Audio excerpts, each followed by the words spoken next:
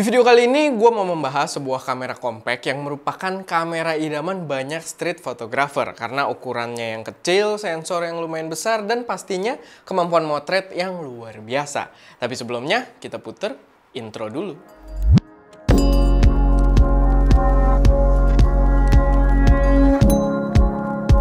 Halo semuanya, selamat datang di channel SM Media dengan gue Erwin yang seperti biasa akan membahas tentang berbagai hal yang berkaitan dengan produksi konten kreatif kayak fotografi, videografi, serta review dari gear-gear pendukungnya. So, kalau kalian tertarik, gak perlu ragu, langsung aja subscribe dan aktifin tombol notifikasinya biar gak ketinggalan update-update terbaru dari kita.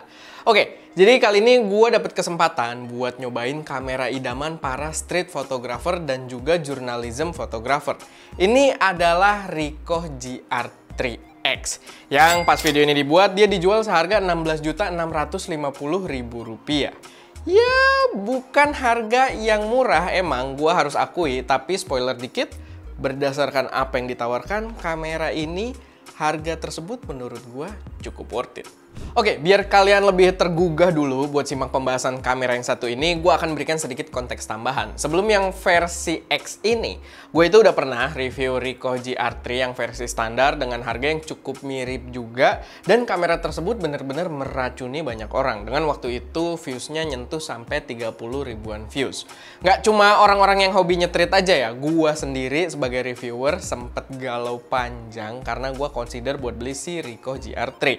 Karena emang seracun itu. Bahkan gue sempet juga buat video rekomendasi kamera buat street photographer yang udah nyentuh 50 ribuan viewsnya, dan kalian bisa lihat kalau di video tersebut rekomendasi nomor 1 gue adalah Ricoh GR3. Bukan yang ini ya, ini yang 3X, tapi yang di situ adalah Ricoh GR3. Karena memang racun banget. Serius. Dan kalau kalian suka dengan style-style street photography, gua rasa kalian harus simak review ini sampai habis. Oke, jadi sebenarnya versi GR3X ini cukup identik dengan Ricoh GR3 yang versi standarnya. Satu-satunya perbedaan yang signifikan adalah focal length yang dibawa oleh lensanya ini, lensa yang udah built-in di bodinya. Dimana di versi standar itu dia equivalent 28mm kalau di full frame, sedangkan di GR3X ini dia membawa lensa yang lebih tight dengan equivalensi 40mm f2.8 kalau di full frame. Jadi bakal cocok buat kalian yang mungkin style fotonya itu lebih suka yang agak lebih tight, dan jadi nggak perlu terlalu deket dengan subjek foto kalian ketika kalian lagi nyetrit. Emang rasanya buat gue sih nggak begitu jauh sih perbedaannya, tapi masalah selera mungkin bisa membuat perbedaan yang cukup signifikan.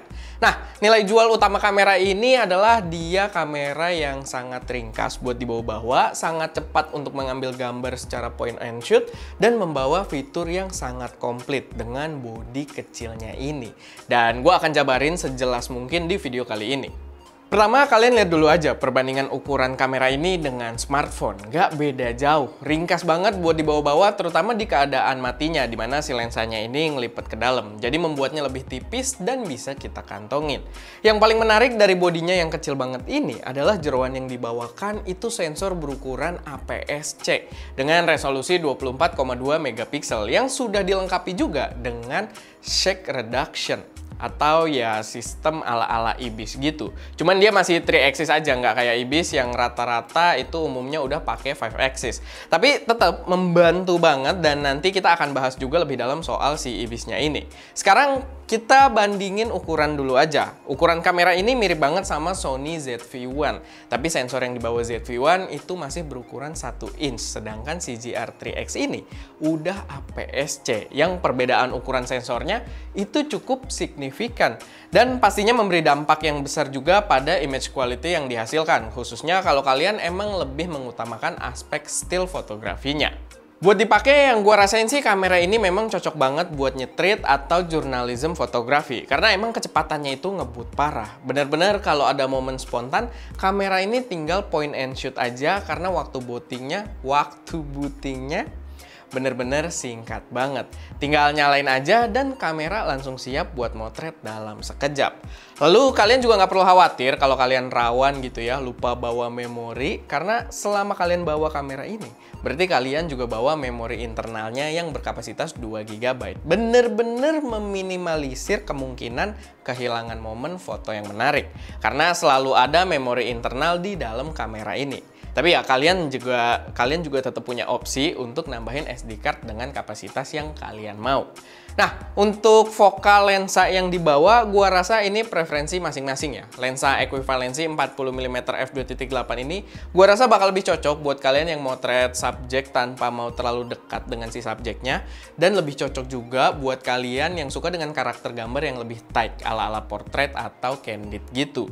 Gua sih jujur lebih menikmati karakter yang lebih wide ya, kayak di versi GR3 yang sebelumnya. Tapi balik lagi, itu preferensi masing-masing aja. Di sini walaupun dengan vokal 40mm f2.8 ekuivalensi dengan full frame-nya, dia juga tetap membawa mode makro kayak di versi sebelumnya yang bisa diaktifin dengan sekali pencet tombol aja. Dan bakal cocok juga buat kalian yang mau ambil foto-foto makro juga ketika lagi hunting.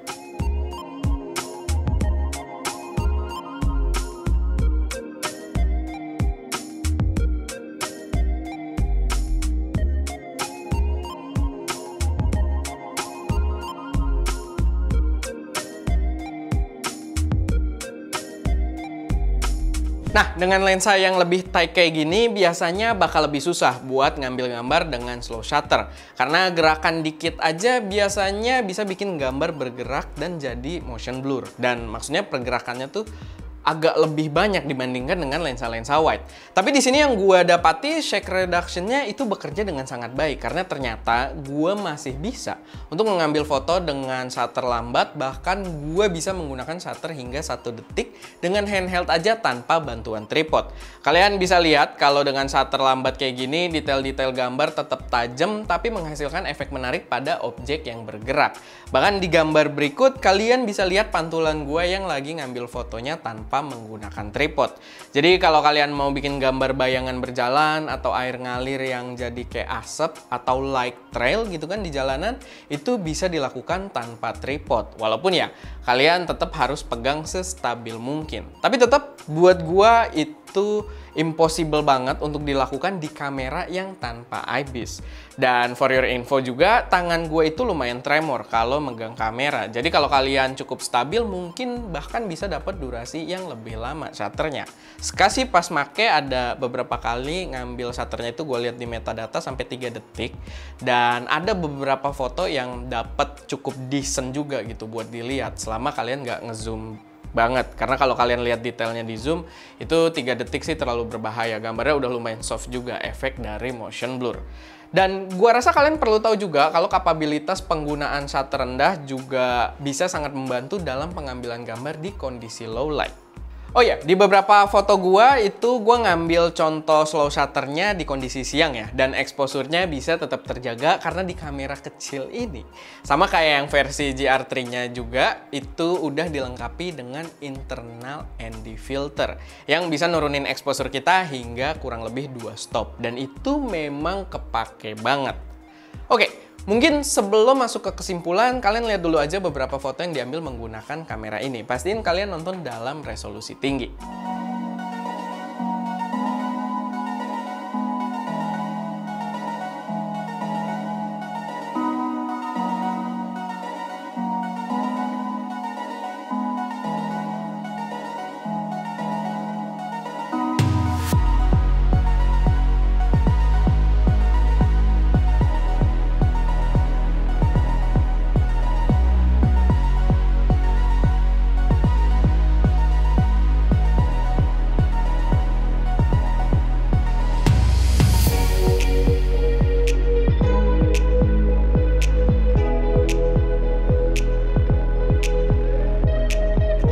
So, gimana kesimpulan dari gua? Menurut gua untuk target user tertentu kayak street photographer atau journalism photographer, kamera ini jelas worth it dengan apa yang ditawarkan. Emang bukan kamera murah, tapi jujur, experience yang diberikan itu sangat berkesan. Apalagi kalau workflow kalian memang sesuai dengan apa yang dia tawarkan, sesuai dengan target usernya.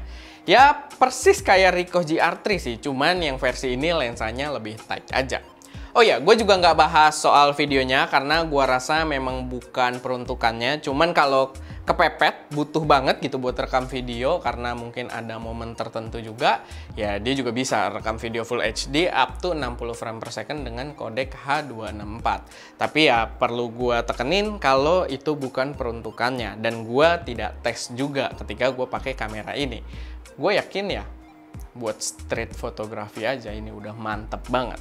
Oke, paling segitu aja buat video kali ini. Semoga bermanfaat dan bisa jadi referensi buat kalian. Kalau tertarik buat beli, gue udah siapin link pembeliannya ada di deskripsi.